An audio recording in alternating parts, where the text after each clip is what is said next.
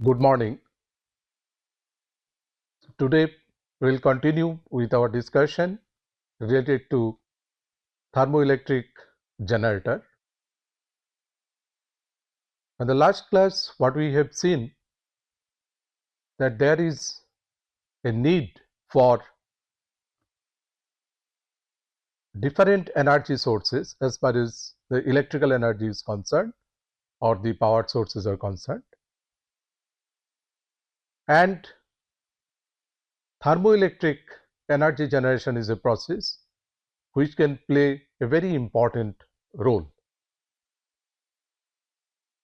So, what was thermoelectric effect? What we have discussed, maybe let me just tell you in very briefly that the thermoelectricity was discovered long back, and people actually was using this concept of thermoelectricity on various devices. One important or the very essential device is thermoelectric based sensor, which we generally use in the lab. And the main idea was behind this thermoelectric electricity is an effect called Seebeck effect. So, which tells that if we have two dissimilar metals and we make a joint, two joints rather, using these metallic wires and keep one particular junction at high temperature and another junction at low temperature, then there is an EMF generated between these two junctions. That means in the thermocouple. And what we have seen, this EMF is basically it is generated because when we consider the hot metal and the cold one, or hot junction and the cold junction, there is a different kind of distribution of electron density of states, and generally the electrons flow from hot side to the cold side, and therefore making the cold junction more electrically negative and hot junction is electrically positive, and an EMF is generated which eventually stops this motion, and this EMF is thermo EMF. And then we also have discussed little bit about how semiconductors are used as thermoelectric generator or thermocouple. The need for semiconductor is that as far as the different material properties are concerned, particularly the Seebeck coefficient, which is a very important thing for thermoelectric generator, and also electrical conductivity and thermal conductivity. All these three physical property actually gives an optimized value of a quantity called figure of merit in case of semiconductor. And therefore, what we had discussed in the last class is semiconductor is actually the material which is essential for thermoelectric generator. And we also discussed what are the advantages of using a thermoelectric generator. And what we saw that this, these thermoelectric devices are very short, very small, compact, lightweight, okay, and very stable. And it can be, one can make these devices here, and one can also make these devices in space, like in the space shuttle, wherever there is a temperature difference or wherever there is a waste heat, the thermoelectric devices can be made, and these devices can give power to the appliances wherever it is required. So later we will see in detail where people have used the thermoelectric generator. Okay, again we go back to this material aspect of thermoelectric generator and looking at what are the essential, the properties of a thermoelectric material which is required to make a good thermoelectric generator. So these are few the physical quantities which are required to understand a good thermoelectric material and to make a good thermoelectric generator. So the first one is Seebeck coefficient, and as I mentioned that Seebeck coefficient actually it is inversely proportional to charge carrier density, and therefore if we have a material where we have large charge carrier density, then Seebeck coefficient is small, and that is the case with metal. Okay. Second is sigma, that is electrical conductivity, and electrical conductivity again depends on charge carrier density, but unlike Seebeck coefficient which is inversely proportional to charge carrier density, it is directly proportional to charge carrier density, and therefore if we have to increase electrical conductivity, then the charge carrier density N should be increased. So in case of metal, we know the charge carrier densities are maximum. So for metal, we have high electrical conductivity. Mu is actually the mobility of a metal or any material whatever is taken to make a thermoelectric generator or thermoelectric device. Third one is thermal conductivity, and as I mentioned that thermal conductivity is again has two parts. One is electrical thermal conductivity or Ke or kappa E, and another is lattice thermal conductivity Kl or kappa L. Okay. And if we look at the detailed theory, the electrical thermal conductivity, it varies with charge carrier density and temperature, and the lattice thermal conductivity varies with specific heat Cv, it varies with velocity of sound in the solid, and also phonon mean free path.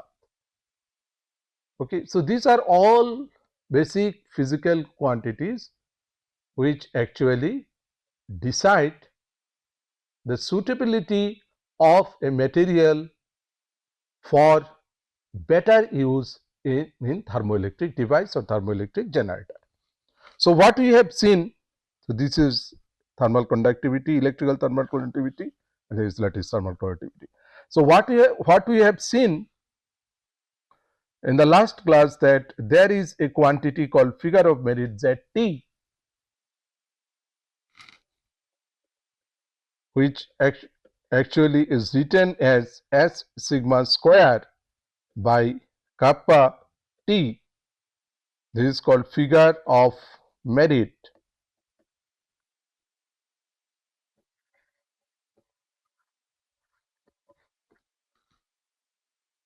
So if you look at this quantity, we can understand that how the other quantities like Seebeck coefficient, sigma and kappa should vary so that one can have maximum figure of merit, and that is important for a best thermoelectric generator. I will come to this point with some mathematical equation little later. Okay. So in case suppose we have say S high, which is required because Zt or figure of merit is square variation with Seebeck coefficient. So therefore we should always look for higher Seebeck coefficient, but this will lead to a reduction in sigma. Why it leads to a reduction in sigma? Because if we have to increase the Seebeck coefficient, then we have to decrease the charge carrier density N, and if we decrease the charge carrier density N, then sigma or electrical conductivity will decrease. So this is one problem which we should note down here. Okay. However, in practice or in principle, sigma should be high. So we should have high Seebeck coefficient as well as high sigma. So, these two quantities where both of them needs to be maximized makes a contradiction because of the charge carrier density, the dependence of charge carrier density. One is inversely proportional and another is directly proportional. And another important factor is kappa, which comes in the denominator of figure of merit. Kappa should be as low as possible. Okay, it should be as minimum as possible. So, when we choose a material for thermoelectric generator, these are few essential requirements which we should always keep in our mind. Okay, figure of merit. So, if we look at this in terms of charge carrier concentration and how the quantity alpha square sigma varies or S squared sigma varies, this power factor.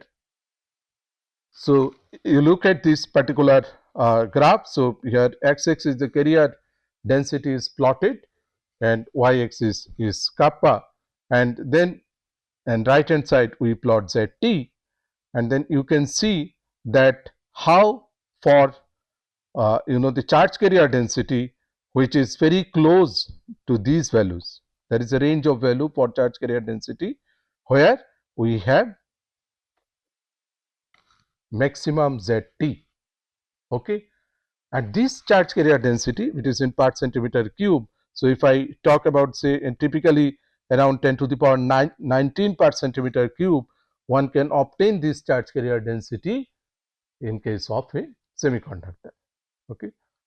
So, semiconductor, although charge carrier density as such, the intrinsic semiconductor, the charge carrier densities are not that high, but one can also engineer the semiconductor in terms of doping and some other processing, so that the charge carrier density can be optimized in order to get an optimized value of power factor. Okay. So, let me again tell the three important quantities which are being used to design a thermoelectric material. One is, the first is what we have to see, the figure of merit,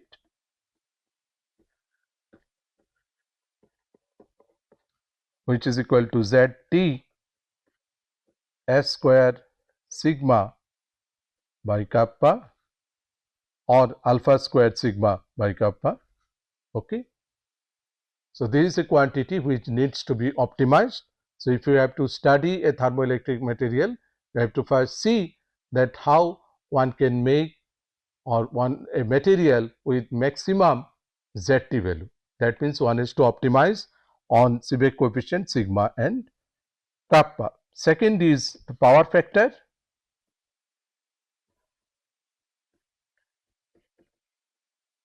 So, what is power factor? Power factor is equal to S square sigma or alpha square sigma. Okay. This is a quantity which we study generally if we do not have any information about thermal conductivity, but if we have an information about the Seebeck coefficient and the electrical conductivity, we can calculate the power factor, and we would also like to optimize this power factor for a good thermoelectric generator. Third is efficiency, eta. Finally, when we make a thermoelectric generator device, it is important that we look into the efficiency of this device. We'll just see the mathematics, how one can calculate the efficiency, but let us define it in order to optimize the value of the efficiency for a better thermoelectric generator. So, how do we define it? The definition is whatever power that is being delivered to any kind of load. Suppose a thermoelectric generator device is used for some appliances, and we generate or a power PL is delivered to a load, power delivered to load divided by the total amount of heat that is supplied to the thermoelectric generator. Okay. So, I can write the heat in terms of Q. Q is heat supplied to the device. Okay. So, what is the what we have learned from here, that if we have to make a better TEG, for the best quality of TEG, we should have a higher figure of merit, we should have a higher efficiency. Power factor automatically becomes high when we have a higher figure of merit. Okay. So, now the question is how to calculate this efficiency. Okay. So, we have already seen how to calculate um, uh, the uh, the figure of merit, and I have also shown you all the basic equations which define various quantities in the figure of merit. We should also know how to theoretically calculate the efficiency of a thermoelectric generator. So, let us look at again how a thermoelectric generator module. So, if I just very schematically make a TEG module,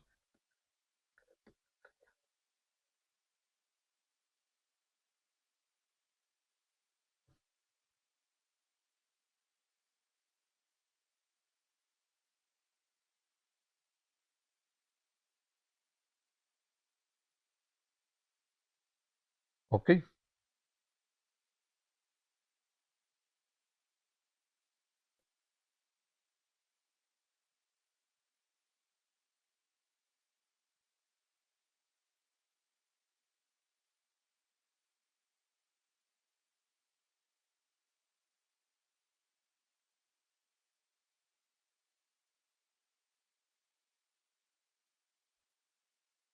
Now, I am using only semiconductors, and in the last class I have shown that if we have an n-type semiconductor and a p-type semiconductor, n-type and p-type semiconductor, then how thermo EMF is generated. It is same as, almost same as how in a metal thermo EMF is generated. Okay. So, now this is the side from where we supply heat. Okay. So, I can say that this is a kind of heat source,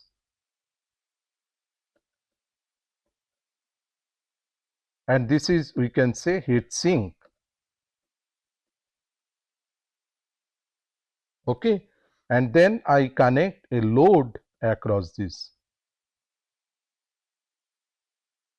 RL. All right. So, this is a typical thermoelectric generator module and how the load is connected with thermoelectric generator module.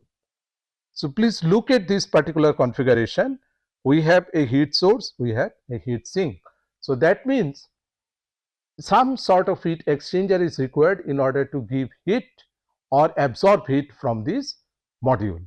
Okay. So, mainly when I talk about a TEG module, it is basically two devices or two components which are acting and make a device. So, what are the two components? One is heat exchanger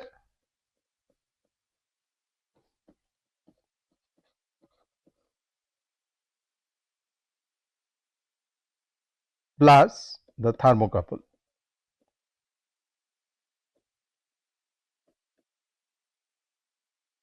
So, okay.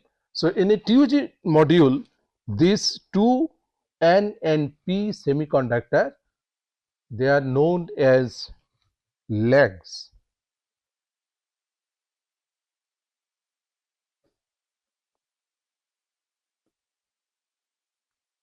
Okay.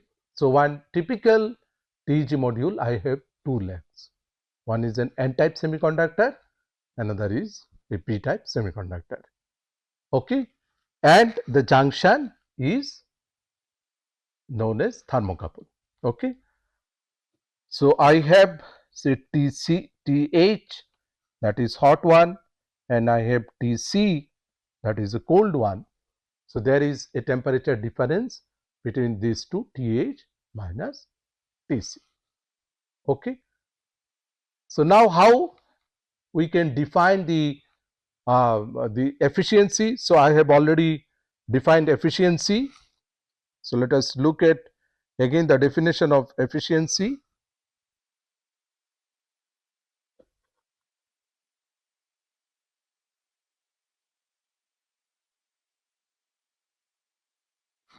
Efficiency eta is equal to PL by QH.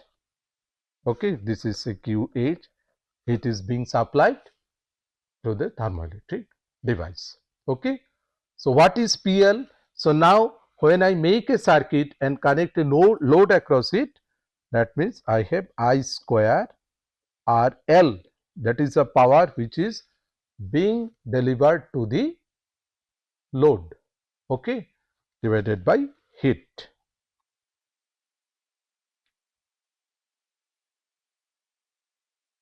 All right.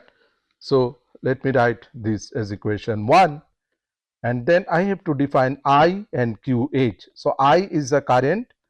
Current is nothing but alpha, or I can designate it as, okay, alpha is Seebeck coefficient delta T by R plus RL. Alpha is Seebeck coefficient, delta T is the temperature difference between the two junction, and R is the resistance of the the material of the thermocouple itself. Okay, so this is important, and RL is the load resistance which is connected here. So I have these three equation. So only we have to identify what is QH.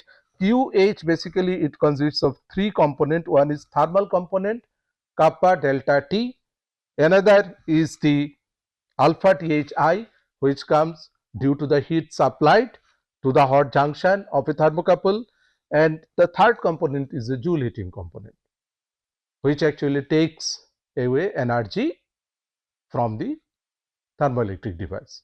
And if we average it, this half comes. So I can write this equation as 3, and now if I combine all these three equations 1, 2 and 3, I can get the expression theta G, expression of the efficiency of a thermoelectric device. So if you look at this expression, it depends on some quantity m. M is basically the ratio of the resistances of the thermocouple and the load resistance, that is a quantity m. And then you can notice that this quantity is very important, Rk by alpha square. So this is something our known quantity. What is this quantity is? It is basically figure of merit. Okay. So this quantity we know, I have already discussed, and I mentioned that we will derive the efficiency from where we will get the value of figure of merit, and now we are getting. Okay. So you can see this figure of merit is coming automatically in this efficiency calculation. So what is figure of merit? It is alpha square by Rk. Okay, we have defined it as alpha squared sigma by K or kappa. So it is same. Okay, R is directly proportional to sigma. So this is actually figure of merit, which comes automatically when we determine the efficiency of a thermoelectric generator. Okay. So if you see that, if you look at this equation carefully, equation 4 carefully, that in order to optimize this eta G or efficiency, we have to optimize this Rk by alpha square, or inversely alpha square by Rk. Okay. So this is an essential requirement to make a good thermoelectric generator, that we need to increase the value of efficiency and we need to increase the value of figure of merit. Okay, so now what people observe in experiment. So this is a typical, the experimental results. So when people want to measure the variation of the device efficiency of thermoelectric device, what they look at, if we vary the temperature and for different values of figure of merit, how the efficiency is going to vary. So you can see these are all theoretical calculation. So if you look at this black curve, that is figure of merit is minimum 1, okay, and then this one, the red one, the figure of merit is 2, the third one 3, 5, and this is 10. So this is a variation of figure of merit. So if you look at the, for any graph, suppose I talk about only one figure of merit, and these are the temperature difference. This is basically the temperature difference between the hot and cold junction. Then one can see there's with increase in temperature difference, figure of merit, the efficiency increases for a particular figure of merit, and this is true for all, all values of figure of merit. So therefore, ideally, if you look at this particular graph, ideally, if we have to make a very good thermoelectric generator with high efficiency. So suppose if I consider ZT equals to 10, okay, and then if we are very close to somewhere near room temperature, say 300 Kelvin, then we have, even for Z to 10, we have typically an efficiency of say 32.5%, even for Z2 equals to 10. And later when we will discuss in detail about the materials and analyze the figure of merit, you will see that to obtain figure of merit which is equal to 10 is almost, impossible, it seems, at the present moment. Nobody has reported the figure of merit of 10. But if we have to make at room temperature a thermoelectric device or thermoelectric generator for maximum figure of merit, that is figure of merit Z is equal to 10, then I can only have an efficiency of 32.5%. But of course, if we are not worried about the room temperature use of the device, if we can go even for higher temperature, then suppose if I at 100 Kelvin temperature, then I can, with Z is equal to 10, I am close to say 41%. This is the kind of efficiency we talk about. So therefore, what is the challenge? The challenge is that we should have a very high figure of merit in order to get a very good efficiency. So therefore, the materials should be designed in such a way and synthesized in such a way, or the material should be engineered in such a way, so that we should have a very high figure of merit for very high efficiency. Let me also define a thermodynamic efficiency, which people use thermodynamic efficiency. And I can consider the thermoelectric generator something like a Carnot engine. Okay, so what is essentially a Carnot engine? We know that those who study thermodynamics, we know that it is having,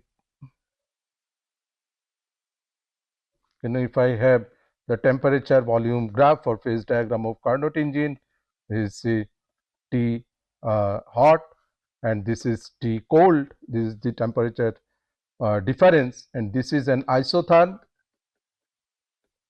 and this is an adiabatic. It is a very fundamental concept of thermodynamics. So I am not going to discuss it in detail, but the efficiency of a Carnot engine is actually 1 minus Tc by Th. Okay. So if I have, that an ideal Carnot engine, okay, if I consider the ideal Carnot engine, then I have the efficiency of the Carnot engine or the thermoelectric device, which is equal to 1 minus Tc by Ta. But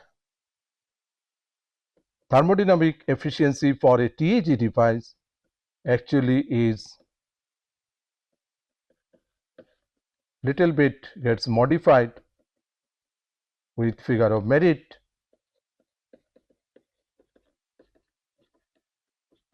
And this is a very important equation.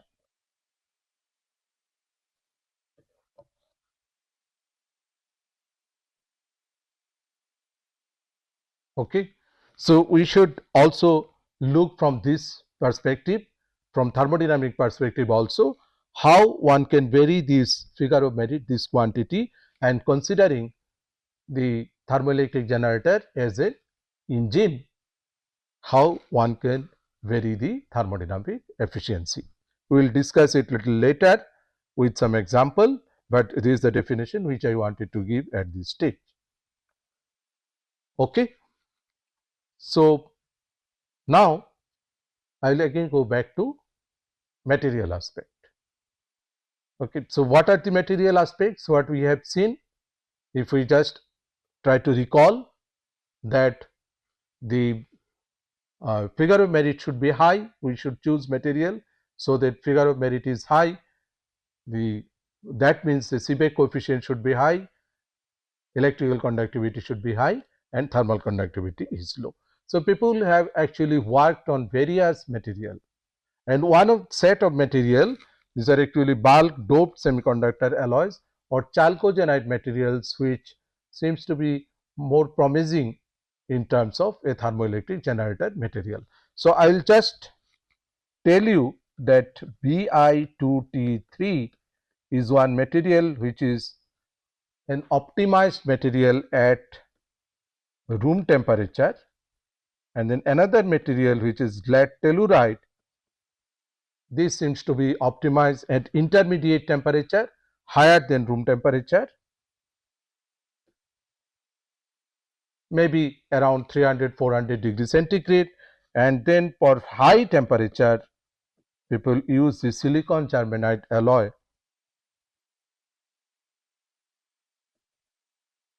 This seems to be optimized material for thermoelectric generator.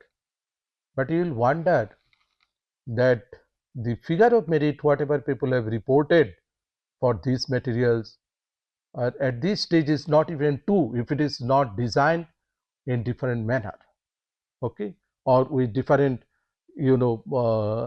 nanostructure or some other kind of engineering of this material. So, there is a challenge this. So, what people thought that can we search for a material where we can make these 3 quantities optimized. Okay. So, let us look at a class of material, and this is what is the approach 1.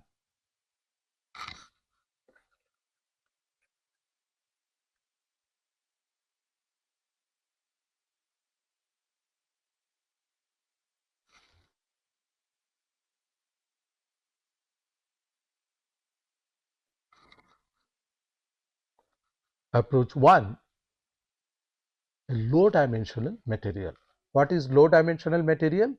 We have already discussed about low dimensional material when we discussed about photovoltaic or solar cell, photovoltaic cells, so solar cell, and we know about what is low dimensional material.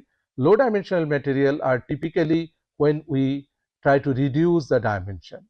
Okay, it could be generally the materials where we see there are 3 dimensional. Okay, that means we have x, y, z, finite 3 dimension. Okay, so what does it mean?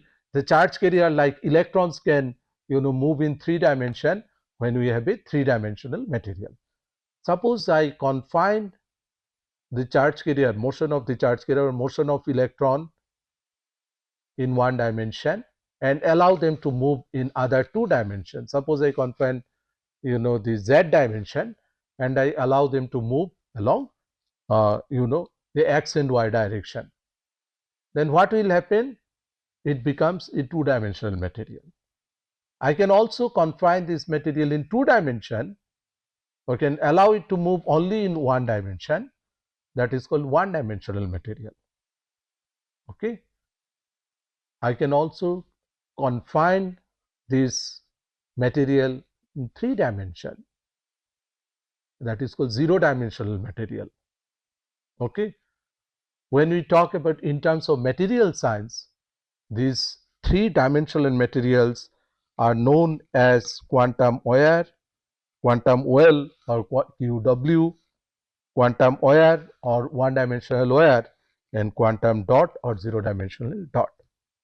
So what is essentially done in case of quantum well? It is actually the motion is allowed only in say 2 dimension. Okay, and in dimensional in for quantum wire, the motion of electron is confined only, is allowed only in 1 dimension, and quantum dot motion is restricted from all the 3 dimension. Okay, so if we look at very basic fundamental solid state physics and try to calculate the density of state of electron, we all know is that how to calculate density of state of electron. Generally, when we calculate the density of state of electron, we calculate for 3-dimensional material, okay, and we see a parabolic variation with energy, all right.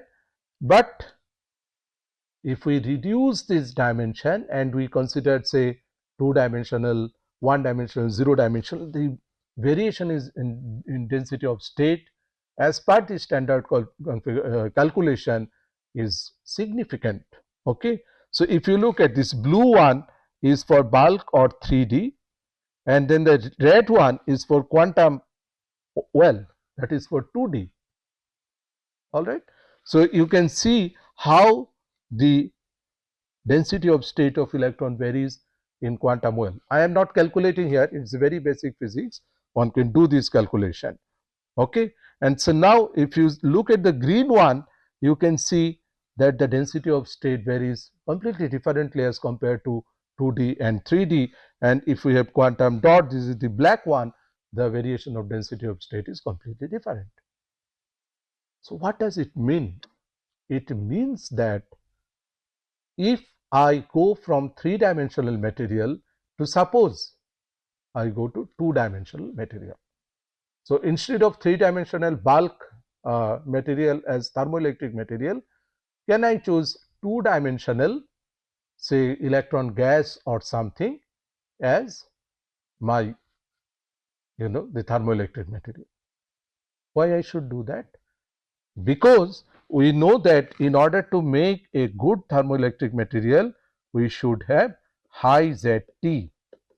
So that means there should be high S or alpha should be high.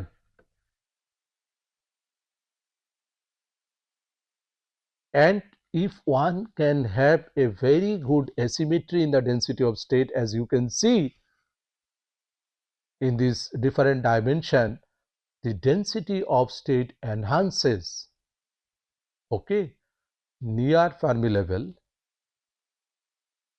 And if you remember yesterday, I have shown in the last class, I have shown that when the density of state varies and density of state enhances near Fermi level, there is a the finite chance that more number of electron will flow from hot side to cold side.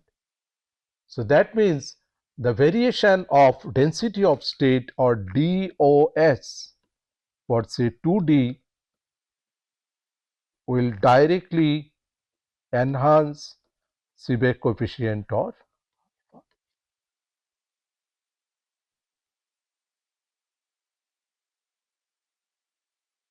okay. So now you can see that we are not directly changing this carrier concentration, but we are just increasing or improving the value of Seebeck coefficient only by changing the density of states. Okay. So now I have two more quantities, one is sigma and another is kappa. Okay. So now look at this particular picture. This is a typical quantum well. Okay.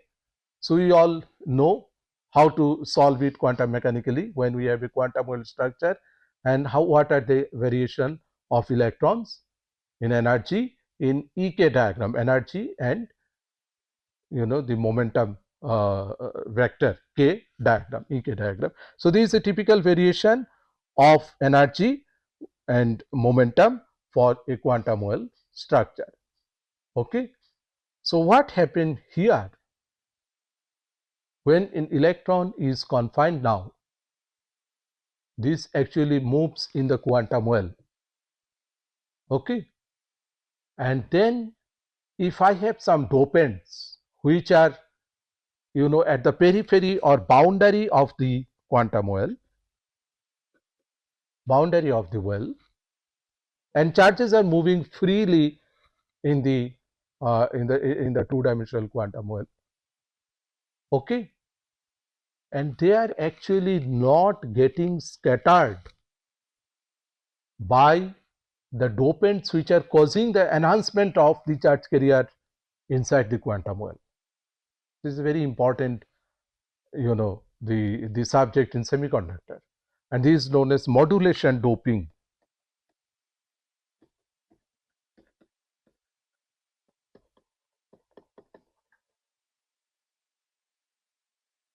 Okay. So why we need less scattering of charge carrier? Means in order to increase the value of sigma, if you remember that sigma is equal to NE mu. Suppose I have a fixed charge carrier density, I am not changing the charge carrier density, but I change the value of the mobility, and mobility can be made very high in case of two-dimensional quantum well, and that essentially increases the sigma. Okay. So in the previous slide, what I discussed how density of state actually can be enhanced, which can increase the Seebeck coefficient, and now I have shown by modulation doping one can have higher electrical conductivity. Okay. So now the third quantity is the thermal conductivity. How to reduce the thermal conductivity?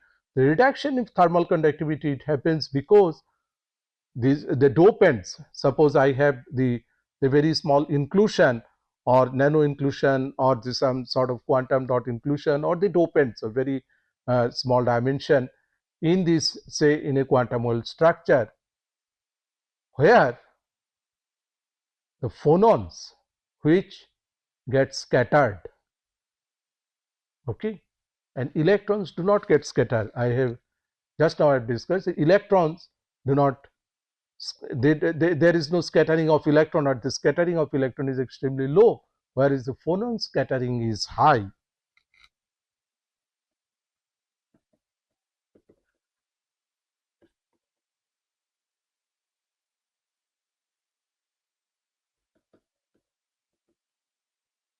That means the thermal conductivity will reduce. The thermal conductivity depends on phonon scattering, like electron scattering decides the electrical conductivity. So I have low thermal conductivity. So if I just look at again the figure of merit, which is alpha square sigma by k. So by this quantum well designed structure, I could able to manage a higher alpha, higher sigma, and lower kappa or thermal conductivity. Okay. So next, when we will study these material aspects of a thermoelectric generator, we have to discuss elaborately about low dimensional material. So I have just taken one particular case, that is quantum well, and using this quantum well, the very fundamental concepts, using the fundamental concepts, I have shown that how one can increase the Seebeck coefficient, okay, just by enhancing the density of state, okay, or introducing asymmetry in the density of state, that is going from three-dimensional to two-dimensional, and then how one can increase the electrical conductivity by increasing the modulation, by introducing the concept of modulation doping, and also thermal conductivity by considering the higher scattering of phonons inside the quantum well. So overall, if we summarize what I have discussed today, is that we have discussed that how a small thermoelectric generator module can be designed, okay, and what are the material aspect. Then if we have a thermoelectric generator module, then how one can calculate efficiency and what is the need for optimization of efficiency, optimization of figure of merit, as well as optimization of power factor, okay. And then I discussed what are in the bulk form the material which people generally use in as thermoelectric material in thermoelectric generator, although there are many materials which we probably will discuss here, some of them, but the most the popular materials which people have used so far as thermoelectric material are Bi2T3, which is at room temperature, PBT at relatively higher temperature, and silicon germanium at higher temperature, okay.